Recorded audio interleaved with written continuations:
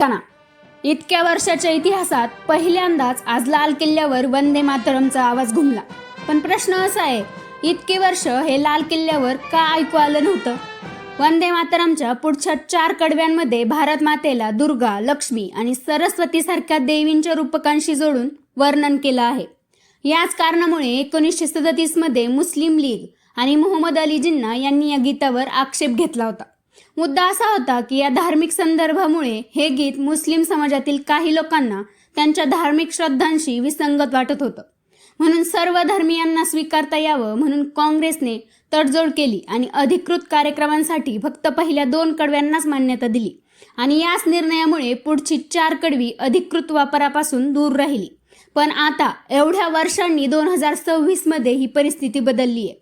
वंदे मातरमच्या सन्मानाला कायदेशीर संरक्षण देण्यात आले आणि याच वर्षी या ऐतिहासिक गीताला 150 वर्ष पूर्ण झाली आहेत. म्हणूनच आजचा 15 ऑगस्ट आणखीनच खास ठरतोय.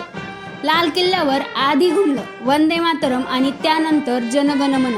एक स्वातंत्र्य लढ्याची प्रेरणा आणि एक आपल्या राष्ट्राची ओळख, पण दोन्हींच्या मुळाशी एकच भावना, भारताबद्दलचा अभिमान. वंदे मातरम. तुम्हाला आज लाल किल्ल्यावर वंदे मातरम ऐकून कसं वाटलं? कमेंटमध्ये नक्की सांगा.